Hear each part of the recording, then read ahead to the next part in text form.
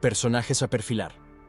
Louisa Belmont, enfermera del ala de maternidad, protagonista que encuentra a los trillizos. Trillizos, 3 bebés idénticos, recién nacidos abandonados en cestas en el estacionamiento. Wow.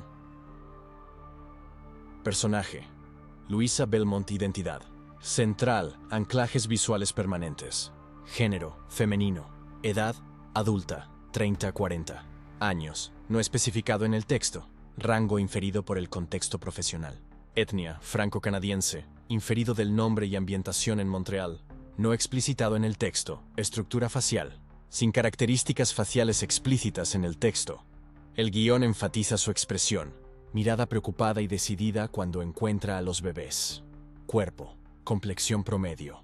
Mujer adulta, ninguna descripción física explícita además de ser enfermera. Cabello, no especificado en el texto. Piel, no especificado en el texto. Asumido tono claro, fair posible por la sugerencia francófona, pero no afirmado. Marcas distintivas. Ninguna cicatriz, marca permanente mencionada. Capas de vestimenta. Atuendo principal. Traje funcional de enfermera del ala de maternidad. Uniforme, prácticos scrubs o bata con identificación. Con ropa de invierno externa cuando sale al estacionamiento. Abrigo de invierno. Cambios de atuendo. Escena única de apertura. Uniforme de turno. Please, abrigo de invierno al salir afuera. Arreglo personal. Práctica y funcional. Está en fin de turno. Enfocada en la acción, sin destacar maquillaje estilo. Línea base expresiva. Expresión en reposo. Tendencia a expresión preocupada y decidida, compasión y urgencia al encontrar a los bebés. Lenguaje corporal. Acciones rápidas y decididas. Corre por la enfermería. Resbala en la nieve. Manos temblorosas al tomar a los recién nacidos. Nerviosa pero decidida. Anclajes de consistencia visual. Top 5 rasgos para consistencia entre generaciones. Enfermera adulta, maternidad, en uniforme con identificación, bolo. Franco-canadiense, nombre, ambientación, usado como subtono cultural, visual, ropa y rasgos discretos. Abrigo de invierno sobre el uniforme al ir al estacionamiento, contexto de nieve. 4. Manos temblorosas al sostener a los recién nacidos. Gesto recurrente en esta escena. Shin. Expresión compasiva y decidida. Ojos preocupados. Postura urgente. Notas de fidelidad al guión. Evité inventar detalles faciales. Color de cabello o edad exacta más allá del rango inferido. Elementos como uniforme y abrigo son inferencias razonables a partir del papel, acción. Enfermera, turno terminado, escena externa en nieve. Personaje, trillizos, 3 bebés. Idénticos. Identidad central, anclajes. Visuales permanentes. Género, masculino. Los 3 son niños. Edad, 0 años. Recién nacidos. Con pocas horas de vida. Etnia, no especificada. Estructura facial. Apariencia idéntica entre los 3. Trillizos idénticos. Rasgos típicos de recién nacido. Cabellos finos y escasos. Facciones delicadas, sin marcas distintivas. Cuerpo de recién nacido, muy pequeño, fragilizado por el frío, envueltos en cobijas delgadas. Cabello de recién nacido, muy corto, fino, no detallado en el texto. Piel de recién nacido. El texto enfatiza exposición al frío, cobijas demasiado delgadas. Características permanentes distintivas. Idénticos entre sí, apariencia indistinguible, gemelos idénticos, envueltos en cobijas delgadas dentro de cestas de mimbre, llorando en desesperación, expresión continua de angustia, capas de vestimenta, atuendo principal, envueltos en cobijas delgadas, no hay ropas propias descritas, colocación accesorio, cada bebé dentro de una cesta de mimbre tipo picnic, dejados en el estacionamiento cubierto de nieve, línea base expresiva. Expresión en reposo, llorosos, desesperados, llanto continuo. Lenguaje corporal, movimiento típico de recién nacido llorando, pequeños puños, retracción al frío, anclajes de consistencia visual. Top 5 rasgos para consistencia entre generaciones. 1. 3 recién nacidos idénticos, gemelos idénticos, visualmente indistinguibles. Freeze. Cada uno envuelto en cobijas demasiado delgadas para el frío. 3. Dentro de cestas de mimbre estilo picnic, escenario clave. 4. Llorando desesperados, expresión facial y sonido. Abandonados al aire libre, sobre nieve, contraste bebé frío es visualmente marcante. Calidad y limitaciones. Perfil estrictamente basado en el texto, donde el guión no da rasgos físicos, color de cabello, ojos, marcas, altura, edad exacta. Mantuve no especificado o usé inferencias mínimas y explícitamente marcadas como inferidas. Por ejemplo, uniforme de enfermera, abrigo de invierno, rango etario adulto. Principales anclajes priorizan elementos permanentes y visualmente distintivos que garantizan consistencia. Uniforme plus identificación y gesto de las manos para Luisa. Trío idéntico plus cestas de mimbre, plus cobijas delgadas, plus nieve para los bebés. Salida JSON, lista para inyección en prompts de generación de 1100. Imagen, flash video title. 3 bebés, una carta. Characters, name, Luisa Belmont. Visual descriptor, female. 30-40 years old, French-Canadian. Fair skin, not explicitly stated. Compassionate, determined expression. Unspecified hair. Average build. Wearing maternity ward nurse uniform with badge and winter coat. Names, Trilizos. Visual descriptor, male. 0 years old, unspecified ethnicity. Newborn skin tone, pink, exposed to cold. 3 identical newborn faces, identical triplets. Sparse newborn hair, tiny fragile newborn build. Wrapped in thin blankets inside wicker picnic baskets in snow. Observación final. Si lo deseas, puedo perfeccionar los perfiles para generadores específicos, Midjourney, DAL, Stable Diffusion, incorporando etiquetas de estilo, iluminación, ángulo y prompts negativos prudentes, conservando intactas estas referencias visuales. Pero algo la paraliza. Un instinto, como si abrir ese sobre fuera a cruzar una línea que no podría deshacerse. Lleva a los 3 bebés adentro. El equipo médico actúa rápidamente. Los niños están deshidratados, hipotérmicos, pero vivos. Milagrosamente vivos. Mientras los médicos trabajan para estabilizarlos, Luisa finalmente encuentra el coraje para abrir la carta. Sus manos tiemblan al rasgar el sobre. Dentro, una única hoja de papel. Letra cursiva, elegante, casi aristocrática. Y las primeras palabras son como un golpe en el estómago. Estás sosteniendo un error que costó millones. Luisa lee en silencio, y con cada palabra, su rostro palidece más. Lee una vez, 2 veces, 3 veces. Entonces, con un movimiento rápido que sorprende hasta a ella misma, dobla la carta y la guarda en el bolsillo del uniforme. No se la muestra a nadie. No habla sobre el contenido, solo guarda ese secreto como si fuera veneno, porque es exactamente eso lo que la carta es. Veneno puro. Hagamos una pausa aquí, porque necesitas entender algo crucial sobre aquella noche de diciembre. Esos 3 bebés no fueron abandonados por desesperación, por pobreza, por una madre adolescente en pánico. No. Esos bebés fueron descartados como evidencia, como piezas de un juego de ajedrez que necesitaban ser removidas del tablero. ¿Y la persona responsable? Un hombre que construyó un imperio de $3,000 millones sobre una fundación de secretos enterrados. Luisa Belmont toma una decisión esa noche. No va a entregar la carta a las autoridades. Todavía no. Porque las palabras en ese papel no hablan solo de abandono. Hablan de algo mucho mayor. Imagina guardar un secreto tan poderoso que podría derribar un imperio entero. Es como sostener una granada sin seguro. Sabes que va a estallar inevitablemente. La verdadera incógnita es cuándo y quién quedará en el radio de la explosión. La carta menciona un nombre que, en 1985, ya era sinónimo de éxito empresarial en Canadá. Un multimillonario del sector inmobiliario. Un hombre que construyó su imperio a través de negocios despiadados, acuerdos cerrados en salas oscuras y una reputación de nunca, jamás, perder. Lo llamaremos por el nombre que aparece en la carta, Ricardo Alderton. Si nunca has oído hablar de él, no te preocupes. La historia se encargó de enterrarlo. Pero en 1985, Ricardo Alderton era intocable. 39 años, casado con la heredera de una dinastía bancaria, padre de 2 hijas perfectas. Dueño de rascacielos en Toronto, Montreal y Vancouver. El prototipo de empresario que protagonizaba las portadas de revistas de negocios, con esa sonrisa de quien jamás había rozado la derrota. Y ahora, 3 bebés abandonados en cestas de picnic llevaban su ADN. La carta que Luisa guardó en el bolsillo no era una petición de ayuda. Era una confesión fría, calculada, escrita por alguien que conocía todos los detalles de lo que había sucedido. Y más importante, era una amenaza. Una amenaza a Ricardo Alderton, porque quien escribió esa carta sabía exactamente lo que estaba haciendo al dejarla con una enfermera en el hospital. Estaba plantando una bomba de tiempo. Luis permanece en el hospital hasta el amanecer. Los trillizos son transferidos a la UCI neonatal. Tienen suerte, dicen los médicos. Media hora más en el frío y no habrían sobrevivido. Pero Luis no puede sentir alivio, porque sabe lo que dice la carta. Sabe que esos bebés no son solo huérfanos anónimos, son herederos.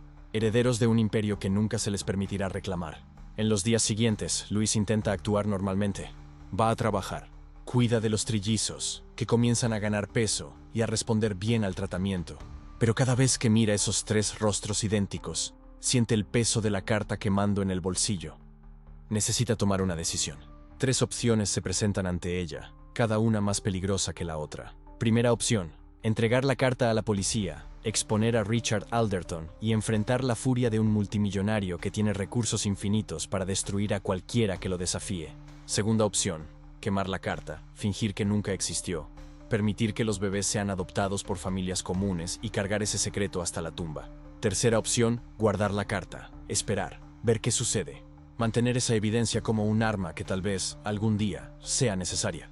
Luis elige la tercera opción, y durante 20 años, esa carta permanece escondida, guardada en una caja fuerte en el apartamento de Luisa, intocada, pero nunca olvidada. Mientras tanto, los trillizos son adoptados.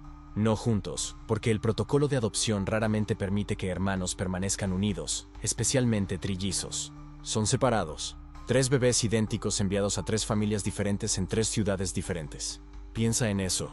3 rostros idénticos creciendo en mundos completamente diferentes. Como 3 semillas del mismo fruto plantadas en suelos opuestos. Crecen sin saber que tienen hermanos, sin saber de dónde vinieron, sin saber que son hijos de uno de los hombres más ricos de Canadá. Miguel crece en Ottawa con una familia de clase media. Se convierte en profesor de historia. El hombre que enseña a otros sobre verdades del pasado, sin conocer la verdad de su propio pasado. Daniel crece en Quebec City con una familia religiosa. Se convierte en enfermero, dedicando su vida a cuidar de extraños, sin saber que 2 extraños idénticos a él respiraban el mismo aire canadiense. Tomás crece en Toronto con una familia de inmigrantes. Se convierte en abogado corporativo, defendiendo empresas millonarias, sin imaginar que su propio padre biológico construyó un imperio que algún día enfrentaría. 3 vidas completamente diferentes. 3 identidades separadas. Pero el ADN no miente, y la sangre siempre llama. En 2005, 20 años después de aquella noche de invierno, Luisa Belmont recibe un diagnóstico devastador. Cáncer terminal. 6 meses de vida, tal vez menos. Y de repente, aquella carta guardada en la caja fuerte se convierte en una responsabilidad que ya no puede cargar sola. Porque Luisa sabe algo que ni siquiera la persona que escribió la carta sabía en 1985. Ella sabe que Ricardo Alderton no solo abandonó a aquellos bebés. Ella sabe que alguien quería que aquella verdad saliera a la luz. Y que esa persona eligió a Luisa como la guardiana de aquel secreto por un motivo. Ahora, con la muerte acercándose, Luisa necesita decidir qué hacer con la bomba de tiempo que guardó durante 2 décadas. ¿Va a quemar la carta y llevarse el secreto a la tumba? ¿O va a finalmente detonar la verdad y dejar que los trillizos descubran quiénes realmente son? La respuesta llegaría en una tarde lluviosa de abril, cuando Luisa tomara la decisión de hacer 3 llamadas telefónicas cruciales. 3 hombres desconocidos entre sí, viviendo vidas completamente diferentes. Recibirían mensajes idénticos de una enfermera jubilada, a quien jamás habían visto. El mensaje sería breve, directo, demoledor.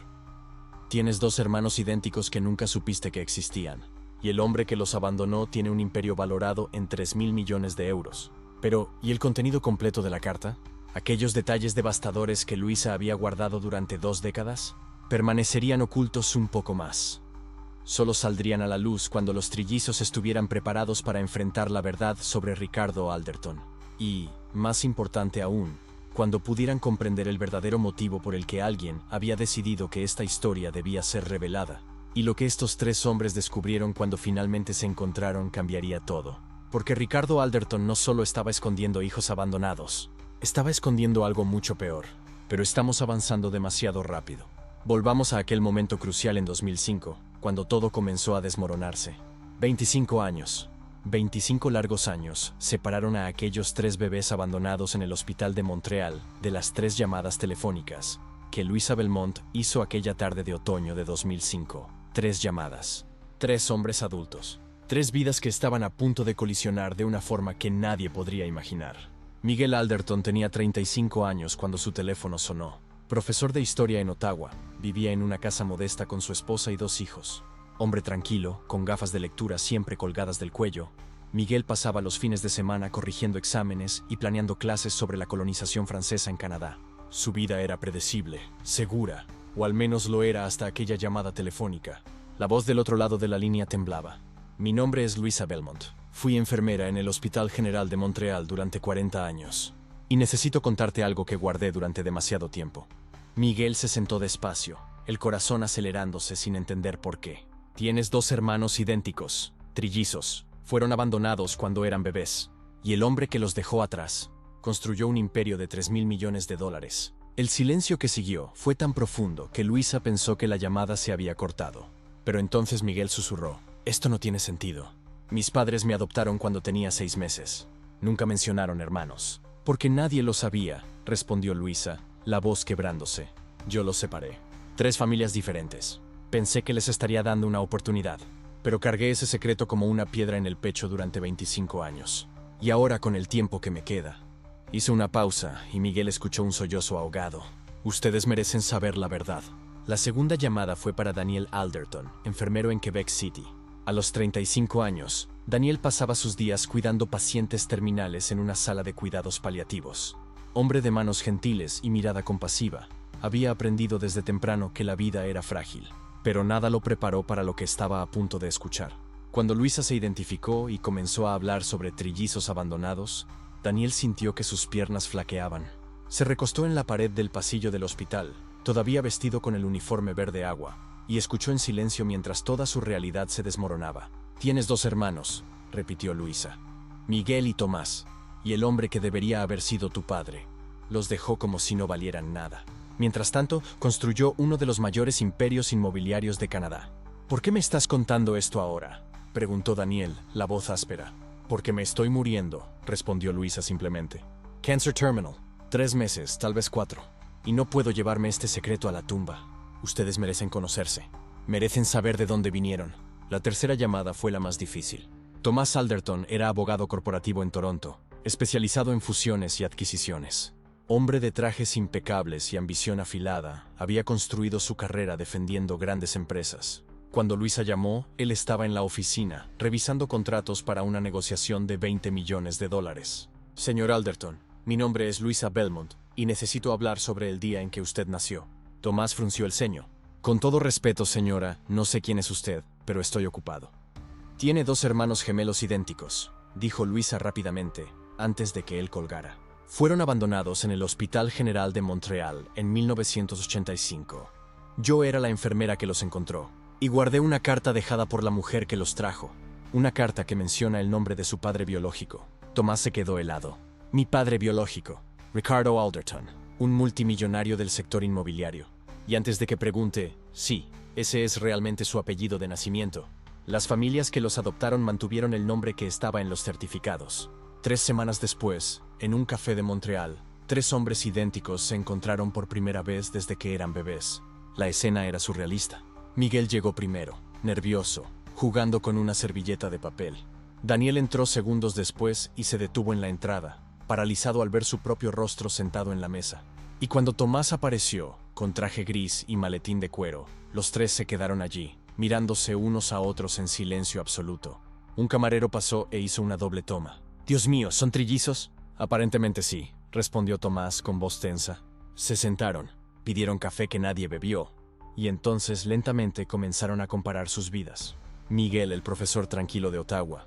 Daniel, el enfermero compasivo de Quebec City. Tomás, el abogado ambicioso de Toronto. 3 hombres criados en ciudades diferentes, por familias diferentes, con profesiones diferentes, pero todos llevando el mismo rostro, la misma voz, los mismos gestos inconscientes de pasarse la mano por el cabello cuando estaban nerviosos.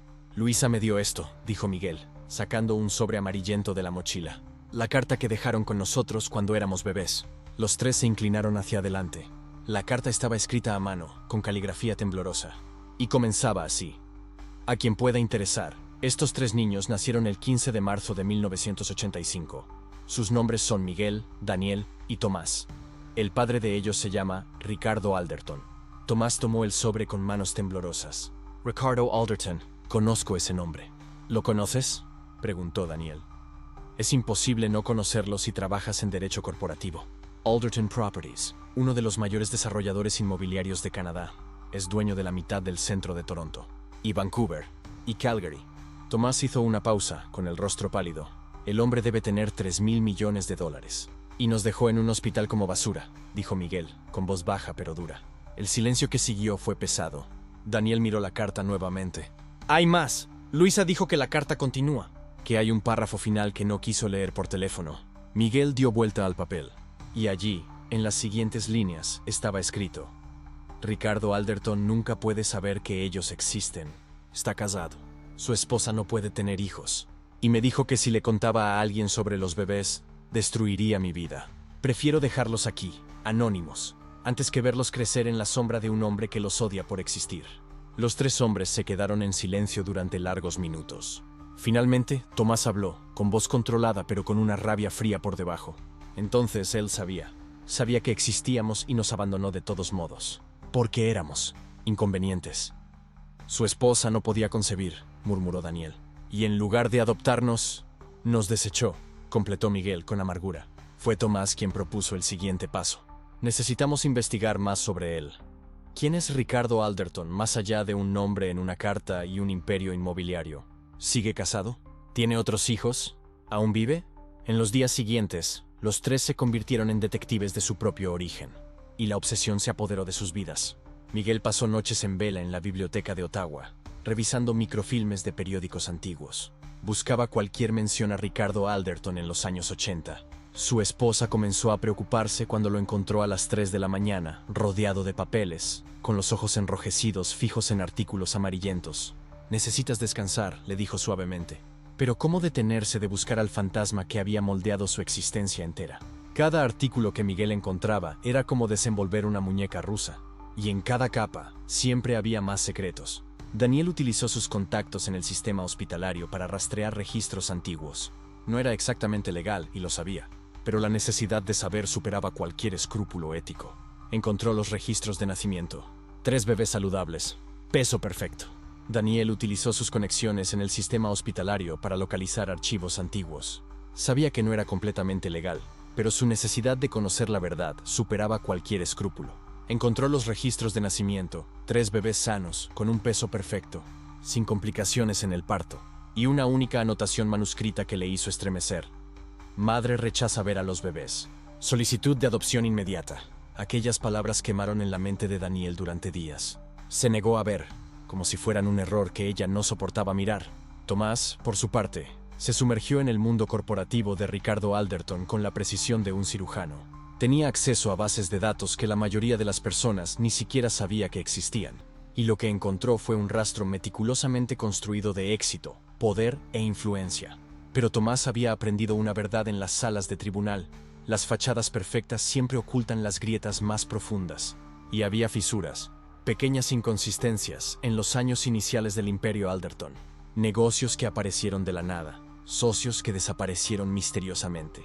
Se hablaban todos los días, llamadas en conferencia que duraban horas, compartiendo descubrimientos, armando el rompecabezas de una vida que debería haber sido suya.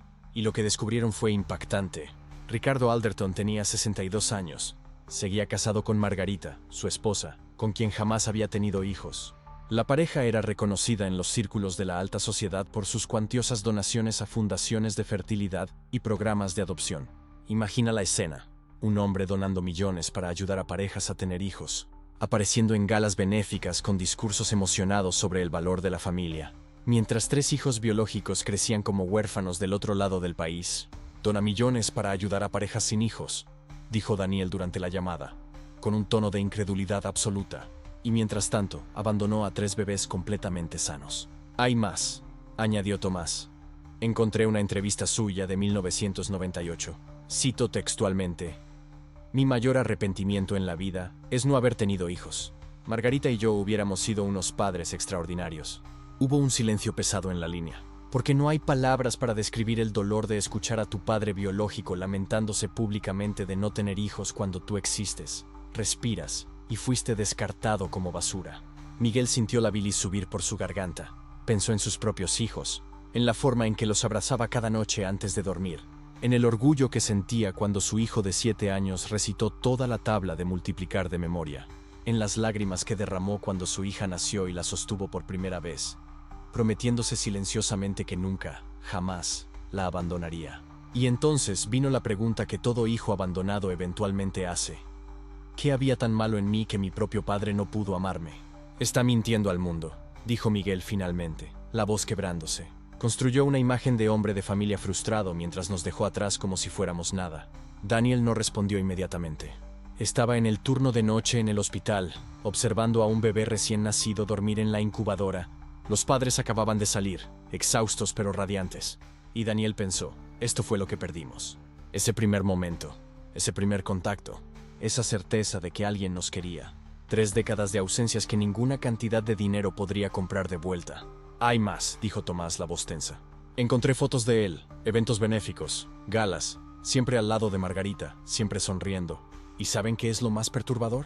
Se parece a nosotros, los ojos, la forma del rostro. Cuando los miro a ustedes dos, veo mi propio rostro. Y cuando miro a Ricardo Alderton, hizo una pausa. Veo lo mismo. La rabia que crecía entre los tres no era caliente y explosiva, era fría, calculada. El tipo de rabia que nace cuando descubres que toda tu existencia fue una mentira conveniente para otra persona. Cuando te das cuenta de que fuiste descartado no por necesidad, no por desesperación, sino por conveniencia, porque 3 bebés simplemente no encajaban en la narrativa cuidadosamente construida de un billonario y su esposa estéril. Pero había aún un misterio sin resolver. La mujer que llevó a los bebés al hospital, la carta decía, él me dijo que destruiría mi vida si lo contaba. ¿Quién era ella? ¿La madre biológica? ¿Una amante? ¿Una empleada forzada al silencio? Luisa, cuando la visitaron semanas después, estaba notoriamente más frágil. El cáncer avanzaba sin piedad, pero sus ojos se iluminaron como faros al ver entrar a los 3 hombres idénticos en la habitación del hospital. Se encontraron, murmuró, esbozando una sonrisa cálida. Nos encontramos, respondió Miguel, acercando una silla junto a su cama. Pero necesitamos saber más. La mujer que nos dejó en el hospital, ¿la recuerdas? Luisa cerró los ojos, dejando que los recuerdos la transportaran a través de los años. Era muy joven, 25, quizás 26 años. Guapa, pero con una mirada de pánico. Dijo que trabajaba para Ricardo Alderton, no como una simple empleada de oficina, sino como su asistente personal. Ya me entienden. Una amante, sentenció Tomás con una frialdad cortante. Muy probablemente. Estaba completamente aterrorizada. No paraba de mirar hacia atrás, como si esperara que alguien fuera a aparecer de un momento a otro. Me dejó a los bebés, me entregó una carta y desapareció. Nunca más supe de ella. ¿Y su nombre?, preguntó Daniel con urgencia. Luisa dudó un instante. Luego, haciendo un último esfuerzo, susurró, Catalina. Dijo que se llamaba Catalina. Los 3 hermanos intercambiaron una mirada de complicidad. Tenían un nombre. Catalina. Una mujer joven que trabajó para Ricardo Alderton hacía 30 años y que había llevado a 3 bebés a un hospital, abandonándolos siguiendo las órdenes de un multimillonario obsesionado con preservar su inmaculada reputación. Pero hay algo más, dijo Luisa con la voz quebrada. Algo que no está en la carta porque era demasiado vergonzoso para escribir. Los 3 se inclinaron hacia adelante. Catalina no quería dejarlos. Lloró tanto que pensé que se iba a desmayar. Dijo que Ricardo amenazó no solo con destruirla, sino... Luisa tragó saliva, sino con hacer que nunca más volviera a ver a ninguno de ustedes. Que tenía poder suficiente para garantizar que los bebés desaparecieran completamente si ella no cooperaba. Así que los trajo a mí, me pidió que encontrara buenas familias, y partió su corazón en 3 pedazos en ese pasillo. El silencio que siguió fue absoluto, porque hay una diferencia entre ser abandonado y ser utilizado como simple mercancía. Catalina no tenía opción. Era obedecer o perderlo absolutamente todo, incluida la última esperanza de saber que sus hijos estarían a salvo. Daniel tenía lágrimas en los ojos. Miguel apretó los puños. Y Tomás, el abogado acostumbrado a negociaciones frías y contratos sin emoción, sintió algo arder en su pecho. Algo que no había sentido en años. Indignación. No solo por la forma en que fueron abandonados, sino por la mujer que fue obligada a hacerlo. Por la enfermera que cargó el secreto durante décadas. Por las vidas que podrían haber sido diferentes si Ricardo Alderton hubiera tomado la decisión correcta. Lo sabrá, dijo Tomás, con voz baja pero firme. Ricardo Alderton sabrá que existimos, y tendrá que mirarnos a los ojos y explicar por qué nos descartó como si fuéramos un error. Pero lo que los 3 hermanos aún no sabían era que confrontar a Ricardo Alderton sería solo el comienzo. porque Luisa había guardado un último secreto. Un secreto tan devastador que se lo llevaría a la tumba, a menos que realmente decidieran llegar hasta el final. ¿Y entonces?, preguntó Miguel. ¿Qué hacemos después de que lo sepa? Tomás sonrió. No era una sonrisa feliz. Entonces vamos a descubrir qué más está escondiendo. Porque hombres como Ricardo Alderton nunca cometen solo un pecado. Y tengo la sensación de que nuestro abandono es solo la punta del iceberg. Luisa murió 3 semanas después. Pero antes de partir, les dio una última información crucial. Hay más en la carta, susurró en el último encuentro. Un párrafo final que no incluí cuando se las mostré. Catalina me hizo prometer que solo sería revelado si realmente decidían confrontar a Ricardo. ¿Por qué?, preguntó Miguel. Porque lo que está escrito ahí no se trata únicamente del abandono de ustedes. Es sobre algo terrible que Ricardo Alderton hizo. Algo tan atroz, tan criminal, que Catalina estaba convencida de que la eliminaría si descubría que lo había documentado. Los 3 hermanos se miraron entre sí. El peso de esas palabras era casi físico. ¿Dónde está ese párrafo?, preguntó Tomás, su voz de abogado asumiendo el control. En un sobre sellado, en el banco. Caja de seguridad número 247, First National Bank of Montreal. La llave. Luisa sacó una pequeña llave plateada de debajo de la almohada. Está aquí, pero antes de abrirla, necesitan estar seguros. Porque lo que está en ese papel puede destruir a Ricardo Alderton completamente. O destruirlos a ustedes, si él descubre que lo saben. Miguel tomó la llave. El metal estaba caliente en la palma de la mano, como si llevara el peso de décadas de secretos. Como sostener la llave de una puerta que nunca estuviste seguro de querer abrir. ¿Qué hizo, Luisa?, preguntó Daniel suavemente. Luisa cerró los ojos. Una lágrima resbaló por su rostro surcado de arrugas. Catalina nunca me reveló los detalles precisos, pero me confesó que fue testigo de algo verdaderamente terrible. Un asunto que involucraba dinero, influencia y personas que misteriosamente desaparecieron. Y Ricardo Alderton estaba en el centro de todo. Personas que desaparecieron. Las palabras quedaron suspendidas en el aire como humo tóxico.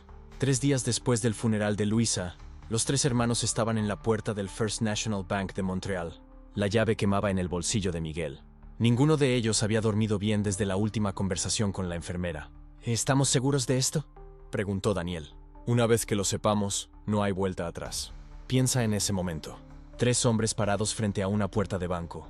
Del otro lado, la verdad completa sobre quiénes eran y de dónde venían. Pero la verdad tiene un precio. Y a veces, ese precio es la destrucción de la ilusión de que las cosas podrían haber sido diferentes. Nos abandonó, respondió Miguel. Amenazó a nuestra madre biológica. Construyó un imperio mientras negaba nuestra existencia. Sí, estoy seguro. Entraron. El interior del banco era silencioso, casi reverente. El gerente los condujo por pasillos estrechos hasta la sala de cajas fuertes en el sótano. Las luces fluorescentes zumbaban bajito. Cientos de pequeñas puertas de metal guardaban secretos de vidas que nunca conocerían. La caja 247 estaba en la esquina inferior izquierda. La llave giró suavemente. Dentro, un único sobre amarillento. La verdad sobre Ricardo Alderton. Miguel tomó el sobre con manos temblorosas. Era pesado. Había algo dentro además de papel. Pidieron una sala privada. Puerta cerrada. Cortinas corridas. Solo los 3 hermanos y un secreto de 30 años. Miguel abrió el sobre. Dentro había 3 páginas manuscritas, una fotografía antigua y una pequeña grabadora de cinta de casete de los años 1980. La fotografía mostraba a Ricardo Alderton joven. Los mismos ojos que Miguel veía en el espejo, la misma mandíbula de Daniel, la misma sonrisa de Tomás, y a su lado, una mujer con 3 bebés en brazos. «Catalina», susurró Daniel. «Nuestra madre». Miguel tomó las páginas manuscritas con manos temblorosas. La letra era delicada pero firme, como si cada palabra hubiera sido cuidadosamente considerada. Comenzó a leer en voz alta. «Mi nombre es Catalina María Beaufort. Tengo 26 años y escribo esto porque temo no vivir mucho más tiempo. Ricardo Alderton es un hombre poderoso, y los hombres poderosos no dejan testigos vivos cuando tienen secretos que proteger». Los 3 se miraron entre sí, el corazón acelerado. Miguel continuó. «Trabajé como asistente personal de Ricardo durante 3 años. Empecé como secretaria, pero rápidamente me convertí en algo más. Me dijo que me amaba, que dejaría a su esposa, que construiríamos una vida juntos. Le creí. Text. Y cuando descubrí que estaba embarazada de trillizos». La voz de Miguel falló. Tomás tomó el papel y continuó. «Cuando le conté a Ricardo sobre los bebés, algo en él cambió. Los ojos se volvieron fríos. Me dijo que tenía 2 opciones: hacer desaparecer a los bebés permanentemente, o llevarlos en adopción y nunca más mencionar su existencia. Si elegía quedarme con los bebés, si le contaba a alguien que eran de él, garantizaría que pasara el resto de mi vida en la miseria. Y después, Tomás hizo una pausa, la sangre helándose. Después me mostró lo que les pasaba a las personas que lo desafiaban. Daniel tomó la última página con manos temblorosas. Y cuando leyó las palabras finales, cuando entendió lo que Catalina había presenciado, su voz salió en un susurro.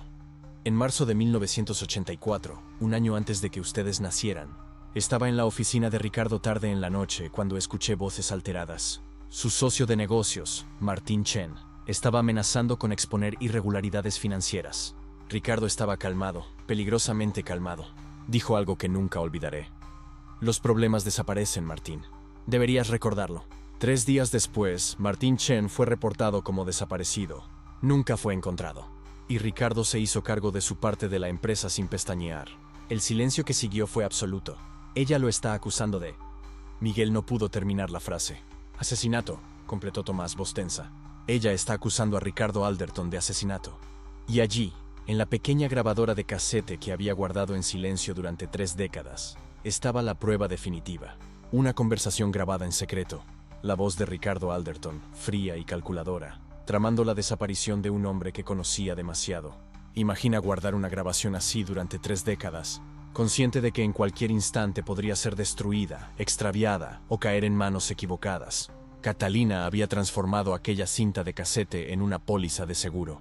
Si algo le pasaba a ella, la verdad sobreviviría, porque el párrafo final de la carta guardaba un secreto tan vergonzoso, tan criminal, que cambiaría todo.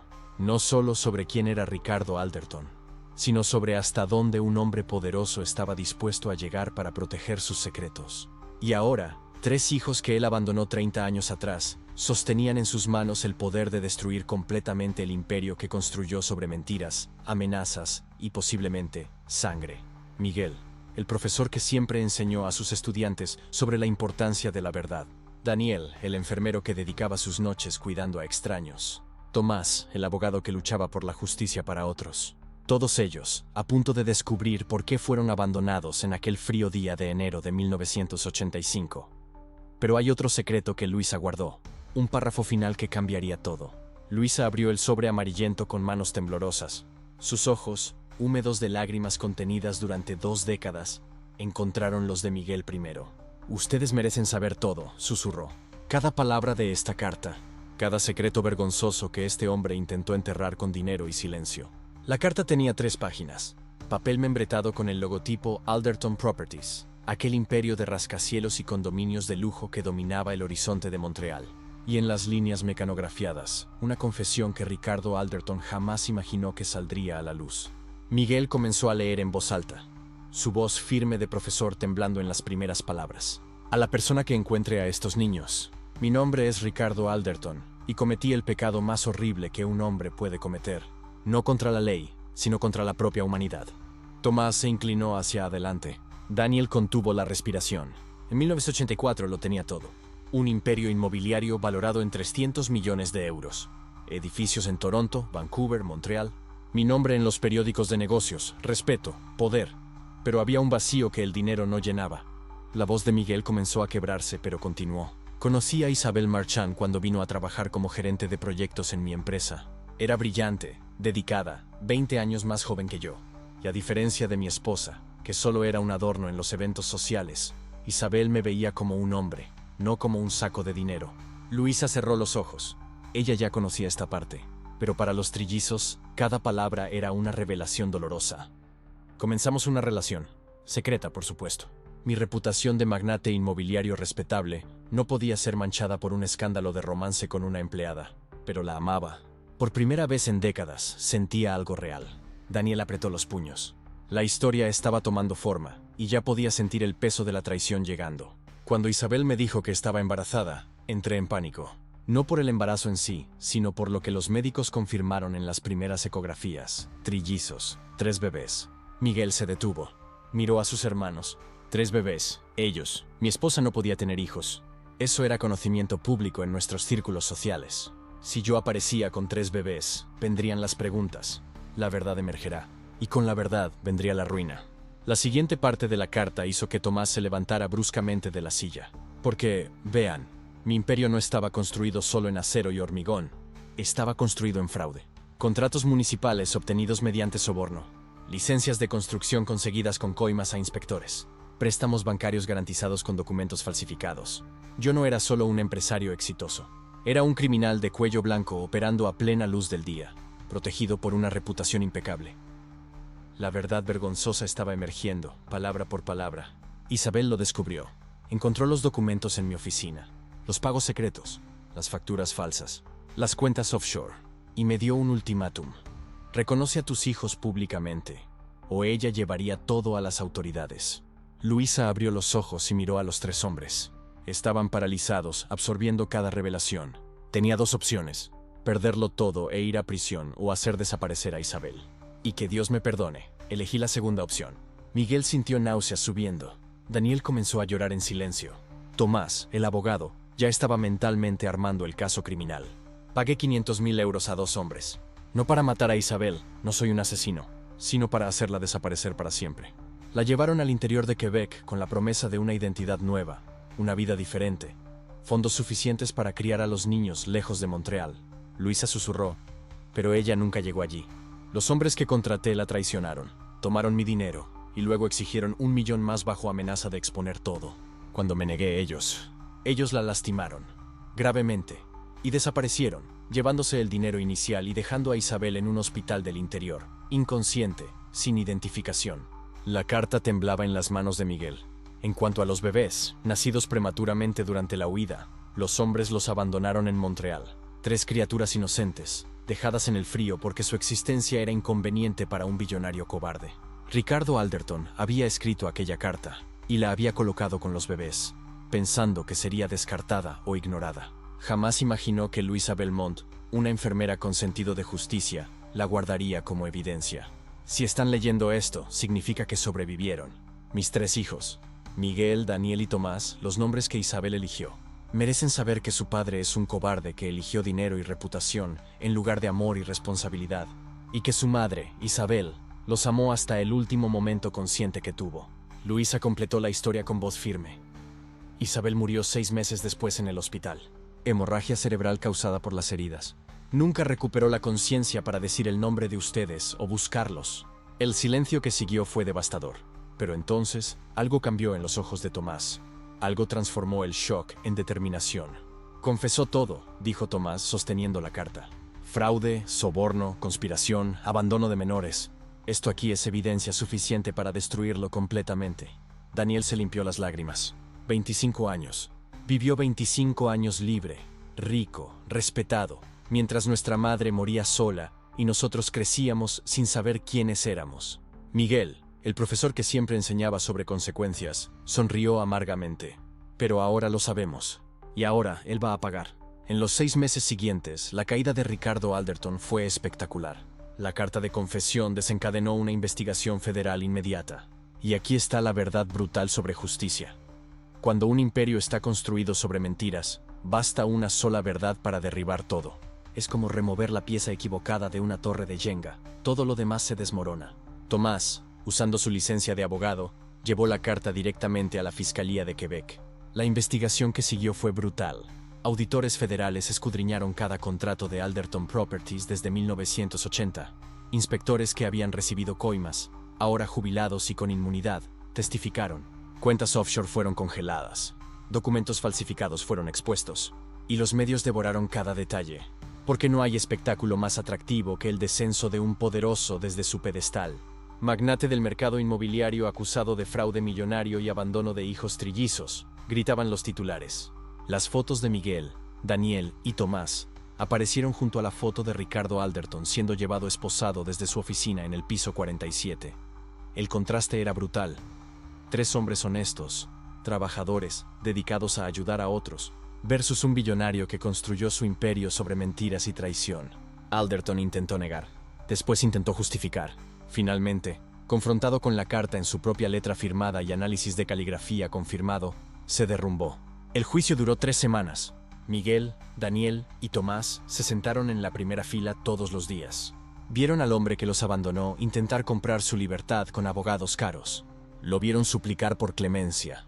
Y entonces llegó el momento que esperaron 30 años para presenciar. Ricardo Alderton, de pie en el tribunal, miró directamente a los 3 hijos idénticos que había descartado. Y por primera vez dijo: lo siento, pero algunas palabras llegan demasiado tarde, como intentar apagar un incendio después de que la casa ya se convirtió en cenizas. Ricardo Alderton fue condenado a 12 años de prisión por fraude fiscal, soborno de funcionarios públicos y falsificación de documentos. La acusación de abandono de menores fue anexada, agregando 2 años más. A los 68 años, entraría a prisión y probablemente moriría allí. Su imperio fue desmantelado. 300 millones de euros se evaporaron en multas, restituciones y honorarios legales. Los edificios con su nombre fueron renombrados. Su esposa, que realmente no sabía nada, se divorció de él y se mudó a Europa. Y 3 hombres que habían comenzado la vida abandonados en el frío de Montreal, finalmente encontraron algo que el dinero no puede comprar: justicia. Pero la verdadera vindicación llegó de una forma inesperada. Cuando los bienes de Alderton fueron liquidados para pagar las multas, se descubrió que legalmente, como hijos biológicos reconocidos a través de prueba de ADN ordenada por el tribunal, Miguel, Daniel y Tomás tenían derecho a una parte de la herencia antes que los acreedores. No fue mucho: 2 millones de euros divididos entre 3. Aproximadamente 666.000 euros cada uno. Miguel usó su parte para crear una fundación educativa para niños en hogares de acogida. Todo niño merece conocer su verdadero valor, dijo a los periodistas, sin importar las circunstancias de su origen. Daniel invirtió en una clínica gratuita en barrios de bajos ingresos de Montreal. Mi misión es cuidar de aquellos que la sociedad ha dejado de lado, explicó. Tomás abrió un bufete de abogados pro bono, defendiendo gratuitamente a personas que no podían pagar por justicia. La ley debe servir a todos, no solo a los ricos, se convirtió en su lema. 3 hombres, 3 caminos, una única historia de redención. Louisa Belmont, a los 72 años, fue homenajeada por la ciudad de Montreal por su coraje al preservar la verdad durante 2 décadas. Siempre supe que aquella carta tenía un propósito, dijo en el evento, con Miguel, Daniel y Tomás a su lado. Algunas verdades necesitan tiempo para emerger, pero cuando emergen, lo transforman todo. Y transformó de verdad. Hoy, cuando pasas por los edificios que alguna vez fueron propiedad de Ricardo Alderton, ves placas con nuevos nombres. Algunas homenajean a Isabelle Marchand, la madre que nunca conocieron pero que los amó lo suficiente para darles nombres. Otras celebran a Louisa Belmont, la enfermera que preservó la verdad cuando hubiera sido más fácil descartarla. Miguel, Daniel y Tomás todavía se reúnen cada mes de enero, en el aniversario del día en que fueron encontrados. Visitan el lugar exacto donde fueron abandonados, ahora marcado con una placa que dice: a veces, los finales más hermosos nacen de los comienzos más fríos. Porque su historia demuestra algo fundamental sobre justicia, verdad y redención. La vergüenza que un hombre intenta esconder eventualmente se convierte en la clave para la vindicación de otros. Ricardo Alderton intentó enterrar a 3 bebés inconvenientes y un secreto vergonzoso. En cambio, creó 3 hombres extraordinarios cuya existencia expuso su verdadera naturaleza. Y al final, no fue el multimillonario con su imperio de 300 millones quien prevaleció. Fueron 3 hermanos que comenzaron la vida sin nada más que el uno al otro. Y descubrieron que eso era todo lo que necesitaban. Porque familia no es sobre sangre o dinero, es sobre quién se queda cuando todo se desmorona. Es sobre quién preserva la verdad cuando sería más fácil mentir. Es sobre transformar abandono en propósito, dolor en justicia, vergüenza en vindicación. Esta es la historia de Miguel, Daniel y Tomás Marchand. 3 nombres escogidos por una madre que nunca conocieron. 3 vidas salvadas por una enfermera que se negó a olvidar. 3 hombres que demostraron que a veces, la mayor venganza no es destruir a quien nos hirió, sino vivir tan bien que nuestra propia existencia se convierte en la prueba de que ellos fracasaron. Viste como 3 bebés abandonados en el frío de Montreal transformaron vergüenza en vindicación. Viste como una única carta guardada durante 20 años desmanteló un imperio de 300 millones. Y viste que la justicia no necesita gritar para ser escuchada. Si esta historia resonó contigo, tal vez porque tú también conoces el peso de una verdad no contada, deja tu like. Cada me gusta nos recuerda que historias como esta importan. Suscríbete al canal para más narrativas sobre personas que se negaron a dejar que secretos vergonzosos borraran la justicia. Y en los comentarios cuéntame, ¿cuál decisión de Louisa Belmont crees que fue la más valiente? ¿Guardar la carta durante 20 años? ¿O finalmente revelarlo todo cuando sabía que moriría pronto? Quiero escuchar lo que piensas sobre responsabilidad, tiempo y el momento correcto de traer verdades a la luz. Porque al final, la mejor respuesta al abandono no es el rencor, Es convertir tu dolor en un puente que conecta con quienes necesitan ser escuchados, comprendidos y amparados. Y esa transformación, ese poder de sanar a través de la comprensión, es la única verdadera victoria.